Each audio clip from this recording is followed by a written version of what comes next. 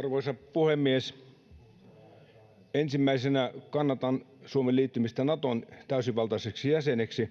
Se on Suomelle ehdottomasti turvallisuusratkaisu. Haluamme elää rauhassa, rakentaa rauhaa naapureittemme kanssa ja rakentaa isänmaata yhä paremmaksi. Suomen tie itsenäiseksi valtioksi alkoi silloin 1917 edeltävinä vuosina, kun haluttiin irrottautua tsaarin Venäjän otteesta, ja sen aikaisen maailman myllerryksen tiimoilta Suomi itsenäistyi vaiherikkaiden vaiheiden jälkeen. Ja kaikki nämä henkilöt, valtiomiehet, jotka silloin tekivät töitä Suomen itsenäisyyden eteen, kokivat sen hyvin tärkeäksi asiaksi Suomelle ja olivat erittäin oikeassa.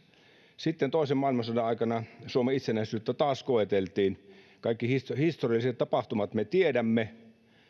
Olimme joutumassa tilanteeseen, jossa Suomen itsenäisyys oli uhattuna toisten suurvaltojen tekemien päätösten takia. Olimme eräänlaisessa ajopuutilanteessa, jossa ulkoiset vallat tekivät päätöksiä meidän itsenäisyydestä, ja Suomi selvisi siitäkin valtavin uhrauksin. Ja sitten sodan jälkeen Suomen itsenäisyyden pohjan rakentaminen yhä vahvemmaksi jatkui.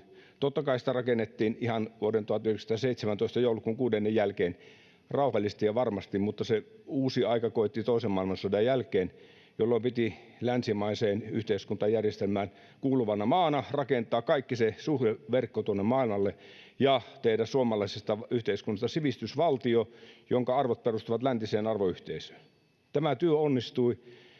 Vuonna 1975 Urho Kaleva Kekkosen suuri haave Euroopan turvallisuus- ja yhteistyökokouksesta Helsingissä toteutui, ja sen myötä maailmankuva lähti muuttumaan niin, että 89 murtui sitten Berliinin muuri ja Neuvostoliitto romahti 91. Ja kaikkina näinä vuosina suomalainen demokratia on pysynyt vahvana ja olemme olleet vahvoja kansainvälisen rauhan työntekijöitä. Se on kautta linjan Suomen kaikkien viisaiden valtiomiesten ja naisten tehtävänä ollut tehdä Suomesta sivistysvaltio, joka tekee työtä rauhan puolesta, kansainvälisen yhteistyön puolesta. Ja sitä tietä pitää jatkaa edelleen. NATO-jäsenyys ei muuta sitäkään asiaa yhtään miksikään. 1995, kun liityimme sitten Euroopan unionin jäseneksi ja olimme tekemässä vahvaa eurooppalaistumista liittymissopimuksen myötä. Toki olimme olleet ennen jo vapaakaupassa, eurooppalaisessa vapaakaupassa mukana ja muutenkin kansainvälisessä kaupassa ja toiminnassa mukana, YK:ssa muun muassa, arvostettuna itsenäisenä valtiona. Mutta nyt sitten, kun Euroopan unioni oli liitytty ja maailma lähti muuttumaan rajua vauhtia, niin yhtenä aamuna havahdumme silloin kauheana aamuna 24. päivä helmikuuta 2022 tasavallan presidentin kuvaavat sanat, että naamiot on riisuttu, sodan kylmät kasvot näkyvät. Tämä oli erittäin avauduttava hetki allekirjoittaneille ja varmasti meille kaikille suomalaisille.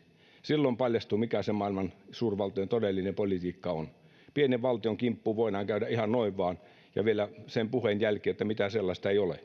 Ja nyt sitten, kun olemme tekemässä NATO-ratkaisua, niin kaikkien suomalaisten ja kaikkien maailman ihmisten pitää tietää, että Suomi rakastaa edelleen rauhaa, rakennamme rauhaa, ja tämä ratkaisu on pelkästään Suomen turvallisuuden kannalta, Suomen turvallisuutta palveleva ratkaisu. Emme halua olla yksin. Ja Suomi on viisaasti pitänyt tämän maan puolustuksesta koko ajan hyvän huolen. Meillä on itsenäinen vahva oma armeija, joka puolustaa Suomea jokaisella sen neliömetrillä. Meillä on yleinen asevelvollisuus, meillä on vahva reservi ja sitten sitä varten on hankittu maahan riittävästi varusteita maanpuolustustehtävän toteuttamiseen. Meillä toimivat vahvat reserviläisjärjestöt, jotka tekevät joka päivä tänäkin päivänä työtä Suomen itsenäisyyden ja turvallisuuden varmistamiseksi.